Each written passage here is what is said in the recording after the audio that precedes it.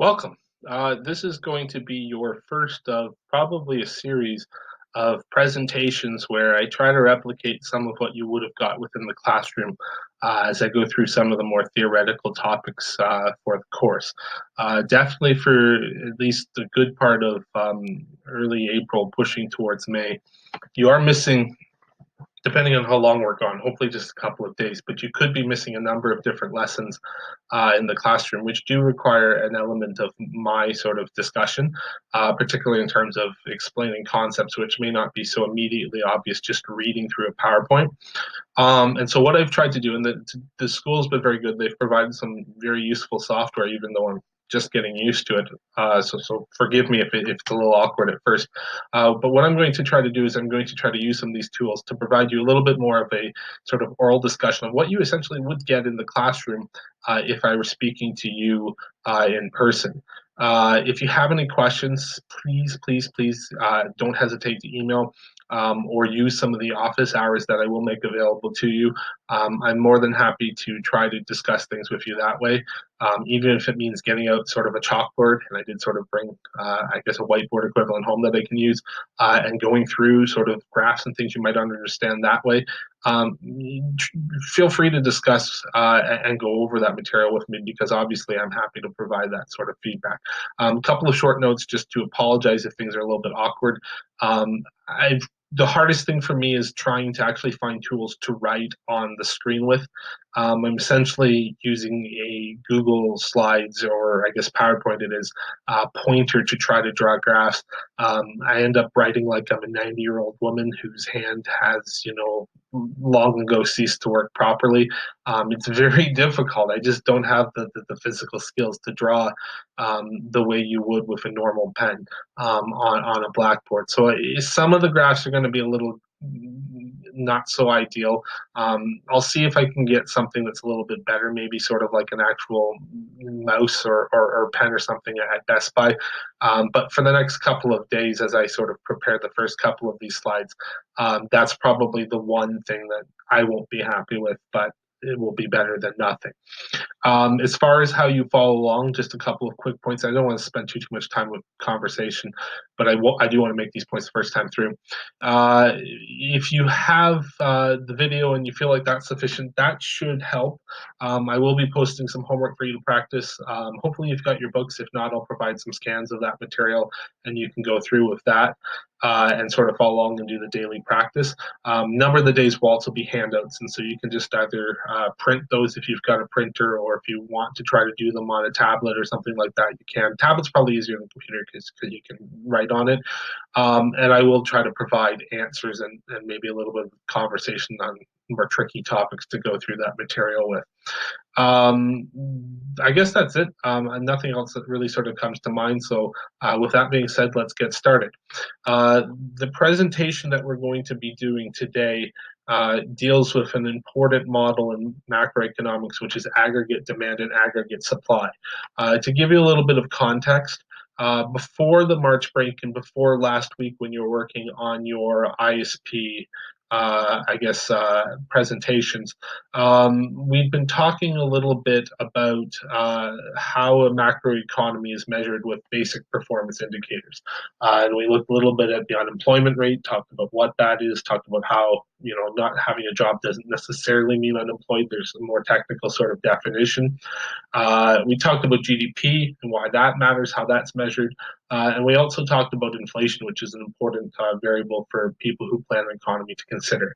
We're going to get into policy in a couple of days, but one thing we do need to introduce to just really sort of gravitate our understanding of policy and link those things together is this ADAS model. Okay, and essentially ADAS, it's kind of like supply and demand for the microeconomy, looking at individual markets. It gives us a tool we can use to look at how an economy is currently doing and how planners might sort of look at the problems and then sort of plan out their solutions in terms of where they need to go. As I mentioned, aggregate supply, aggregate demand, it does parallel in a number of ways supply and demand, which you saw in Unit 2 in microtheory. The critical distinction is this word here, which is aggregate. Aggregate, as I'm sure you know, means summation. Okay, and so when you're looking at the aggregate demand, aggregate supply model, what you are essentially looking at is you're looking at all of the individual supply and demand models for an economy aggregated together. And thus, instead of just quantity of output, the sum of all quantity in the economy, of course, is GDP. And instead of just an individual price for a good, you're kind of looking more at inflationary levels or price levels on your y-axis. There are some differences, and this just sort of goes through the general idea that it's similar but different in a number of key respects. Please understand that ADAS looks like demand and supply that you've seen, but the underlying sort of meaning of what AS is in particular, as well as what AD is, it's a little bit different. Okay, and so that's what we're going to go over today. We're going to look at how those curves are put together, what they refer to, and then more importantly, we're going to look at how, when they come together, you can look at different potential pictures of where an economy might be. First thing is aggregate demand, which you can see here.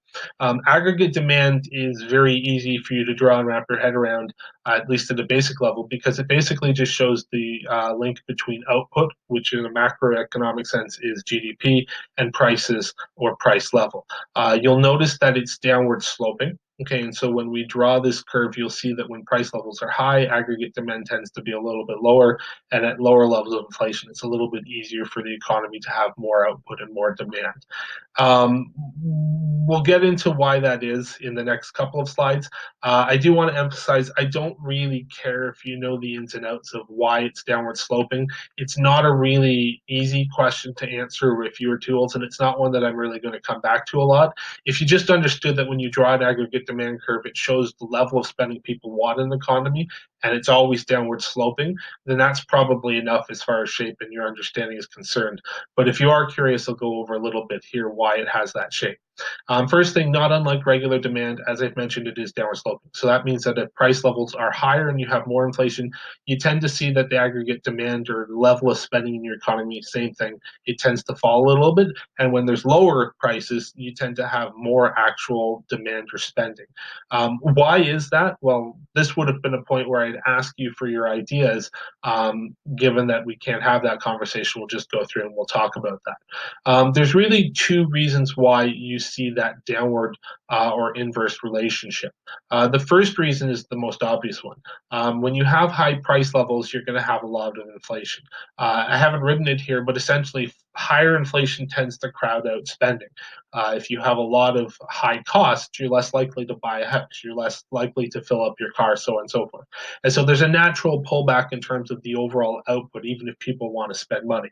The other factor, which is what I'm getting into with the second point here, is that when you have high inflation, you'll also often have high interest rates. And the reason for that, if you think about just interest and who's giving interest rates, is logical. If you're a bank and there's a lot of inflation in the economy, well, if the inflation rate is 10%, you're not going to give a person a loan at 5% because in real terms, you would be losing money. The loan would be worth less than it was when you gave it out at the end of the year, taking into account inflation.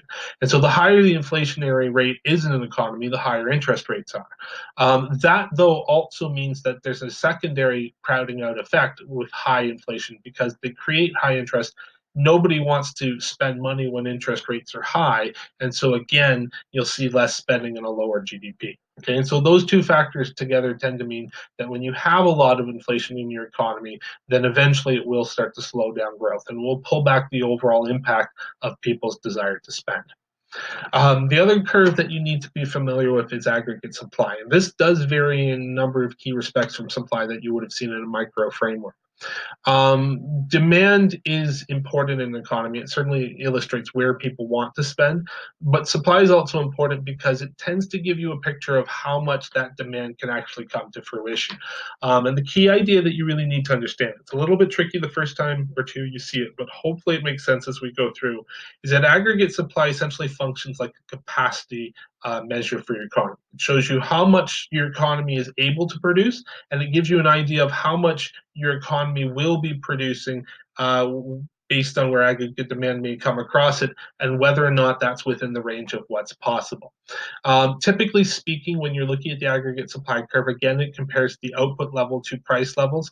It tends to have the shape that you would see here, okay, where you have a very, very low level of inflation at low levels of output in your economy, Okay, so when you have lower GDP, it tends to be fairly flat. And then when you get to a point where, and you'll see this is full employment. So GDP is increased enough that you're getting full employment and most people are working, you're getting, an ideal production level. Then there's a little bit of growth beyond that point that's possible, but eventually you start to hit limits in your economy. And then finally, as you'll see, there's an absolute cap and a hard limit in terms of where your economy can go. Why does it take that shape? Well, we'll look at that on the next slide here. This is fairly important, so you may want to put a little bit of a star beside this on your note, or if you're just sort of taking sort of notes on the video, maybe put a little bit of a bookmark here, because this is a critical set of questions. First thing, there's three major shapes to our version of the aggregate supply curve. And by the way, if you go on in macroeconomics in university, they may sort of add a little bit more detail. We're kind of dealing with a simplified version of aggregate supply, but for our purposes, this will be enough to sort of give us a little bit of idea of how it works. The first portion is the horizontal section at the lower levels of output. When you have low output within your economy, you tend to have a very horizontal aggregate supply curve. The reason for that is fairly straightforward. When you have low output, inflation is generally not really a factor in your economy. And it's not a factor because when you have lower than full employment output, then you have people not working, you have land not being used, and typically speaking, in those circumstances, neither of those parties, the worker or the person owning the land or whoever else might own a resource that's abundant and not being used, has the ability to really demand more money for it. Think about a situation where you had a major recession and a company was hiring. Well, if there's 20 people who want a job and one of the people on the line says, I don't like what you're offering, give me more. Well, there's an easy solution to that. It's that you go to the next person out of the 19 and you say, fine, you work for me. I don't need to pay this person more money. There's a lot of options on the table. And so essentially when you have under capacity economy, you generally have aggregate demand, and you'll see it usually comes through across setting the level of output. It's pretty much the prime determinant of your GDP, but it doesn't really impact prices too much. When you hit full employment, your economy starts to change a little bit in terms of how demand may impact things. And the reason for that is this. Full employment is actually not the hard cap on your economy in terms of its output. It means that people are working at appropriate levels, but understand that there's always those people who choose not to work, and there's always probably an ability of a person working 40 hours a week to work a little bit more. Similarly, if you look at land, even if you're using most of the land in a city, there's probably ways in terms of building upwards, maybe building underground, of getting more use of that land. And I could go on and on for different resources. So full employment does not necessarily mean a hard cap. There is a little bit of potential for growth. It's not always the most ideal growth beyond full employment, though, if you do start to push your aggregate demand into these areas, because of the fact that two things start to occur. The first is that I can pay a person more money and they can give me more, but there's usually declining output performance and productivity for those dollars spent. If I pay you a certain wage and then I ask you to work a little bit harder and you have to work maybe 55 hours versus 40, there's a good chance that I might get something decent for your effort, but it may not be quite as equal as what you would have given me for the first 20 hours or so you worked. If I say, okay, well, you did well with that extra money I gave, maybe not quite as efficient as you were at 40 hours, but still enough that it can justify the 55. Now I'd like you to work 80 hours a week. Well, the problem you're going to start to run into is that I can keep offering more and more and more. And I would have to offer a lot more because who's going to want to work 80 hours a week without a lot of money? But the problem is that even if you work your tail off, there's a certain point at which it's just going to be like pushing on a string. You can only get so much out of that body. And so what ends up happening in this area is that your economy, if you see growth in these regions where you're back past full employment, yeah, your GDP might be okay, but it starts to become inflationary because prices might start to increase because of that extra push you're giving. The other dilemma is that it may actually start to become not really ideal push, because if you're not getting very much for your spending, then you may end up with a lot of inflationary pressures and a lot of money going out there that isn't really seeing real returns in terms of actual production in the economy. Sometimes we refer to an economy that gets into this last level here, where you can see that at a certain point you'll actually hit a hard cap. And no matter how much you spend, you just can't grow your economy anymore. It's just becoming inflationary. Sometimes when you get into that point, you start to deal with what we would call a bubble economy. If you think of the 1920s, 1928, 1929, when you're in that range, if you spend too much, you're going to actually get very little for what you're spending, and you're actually negatively hurting the economy because the risk that's being created by having an overinflated market, it actually can not only push the economy down if the market bursts, but actually can push it far, far below full employment into a recession. So a government typically, if it had a low level of output, would want to push it this way. But if it had a high, high level of output well beyond full employment, it actually wouldn't be happy either. It would actually want to move back downwards towards more sort of that ideal point, which is right there, just before the rapid growth. Last point that I want to make is just the different levels that you might see within an economy. You typically will see three major positions within an economy: full employment, recessionary gap, which means you don't have as much output as you'd like, and inflation. They tend to be dictated, and you'll see this here on this graph, by the level of aggregate demand. Now, understand that you can't have all three of these aggregate demand curves at once. You would have one of them, and then how it combines with the supply or the capacity of your economy would dictate what level of economy performance you have. As you could probably guess, one of the three of these is most ideal. Think about it a little bit. Okay, if you thought about it, you'd recognize it's this one. That puts you at that sort of target of a full employment with good output, good GDP, but not too much inflation. You may also, if you're unlucky, though, be in a situation like this one where you're not getting as much employment as you'd want. You're definitely missing your GDP targets, and you kind of want to push it this direction because it's not ideal. Or you may also end up in a negative position where maybe there's just too much growth. It's kind of like a pot on the stove that's boiling over. That's this one here where you have an inflationary gap. And actually, the economy in that case, you'd want to use certain tools to push it back downwards.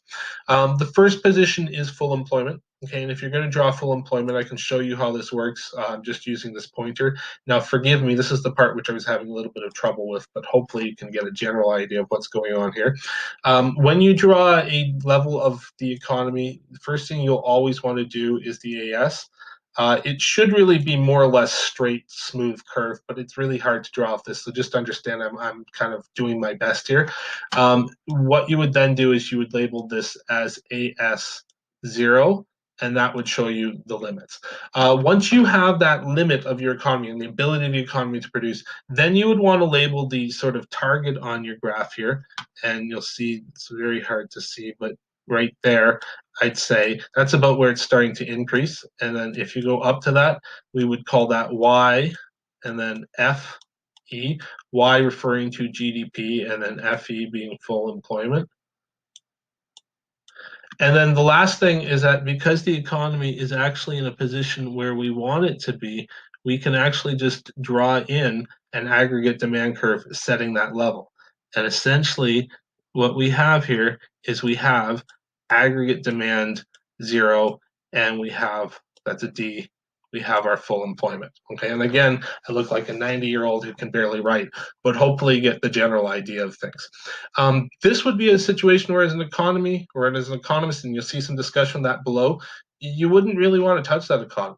If you were in charge of the government, you would probably, rub your hands and say, "Look what we did. This is perfect." Unfortunately, you can't always control the level of aggregate demand. Remember, aggregate demand is equal to all those things that create spending. So consumption, investment, government, exports, and imports.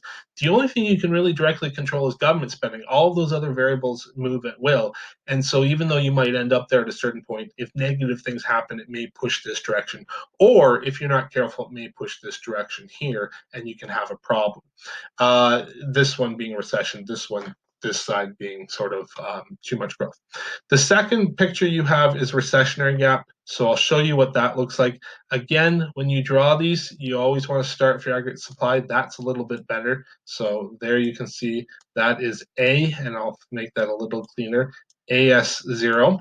The other thing that you'd want to do is you'd still want to put your full employment just to sort of show where your target is. So we'll call that Y.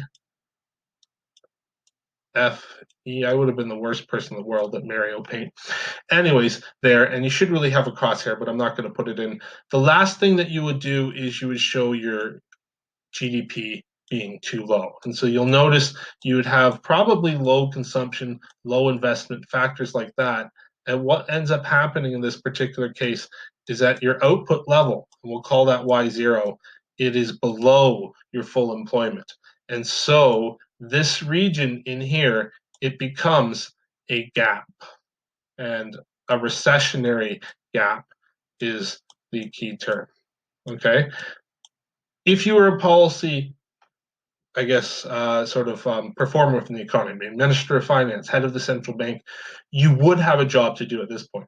And as you can probably guess, your goal would be you'd want to move the economy that way. So you'd want to do some things to speed up the factors that go into GDP spending in order to try to grow that economy and push it forward. This will be the picture in the months to come because inevitably we are going to, I hate to say it, have a reasonable enough recession that we'll be dealing with due to the COVID sort of chaos that's currently occurring. The third picture in your economy, it's the last one I'll finish up with for today, is an inflationary gap.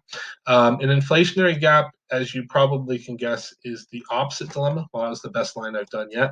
So there you can see there's AS0. Again, when you do these, you would want to show your YFE down here, and then we can show that there. But the difference is that when you have this particular situation, you're going to want to show not an AD coming through here, but an AD somewhere higher up. Okay, and so essentially what's happening is that you have an AD curve where there's too much performance. Jobs are not an issue. Employment is not an issue, but what is an issue, and I'm going to draw this in because it's important this time, is that your price levels, call that PL0, they're too high. There's inflationary pressure, and your GDP is actually a little too high for the capacity of the economy right now. It's not at a natural level. You need to, at least given the current context, slow it down a little bit. Now, is that a hard thing to do politically? Of course. Nobody really wants to see money pulled out of an economy. That's why, as you're going to see in the weeks to come, typically the job for pulling an overgrowing economy downwards, it tends to fall more not on the government, who doesn't cut spending that much because it would be unpopular and they want to get elected, but rather it would tend to fall more so on the central bank. And it's actually fairly easy for the central bank to use subtle tools to try to reduce spending. The easiest, of course, would be raise interest rates, discourage loans, and get some of that sort of, maybe mortgages and things like that down in terms of just their overspending that's occurring or the overspending that they're causing to bring your economy into a more stable, hopefully a little bit more permanent level. Okay, with that being said, you can now start a little bit of work on your own. Your homework for today is, and I will try to post these pages if you don't have them. Hopefully you have a book. Read page 217 to 220 in your textbook. It talks a little bit about the theory that we've just been discussing. And then at the end, what I'd like you to do is I'd like to try to answer questions numbers 1 through 4 on page 220, and also try to at least draw a picture of each of those different kinds of economies we talked about. So show me what a rapidly booming economy would look like in terms of its ADAS picture. Draw me an ADAS graph for an economy that's in the major recession or in a major recession. Show me one that's at full employment, and then show me one that's in Canada today and maybe Canada 3 months from now, at least in terms of what you think it will be. All right. Thank you for listening. As I mentioned at the start, if you have any questions, please let me know.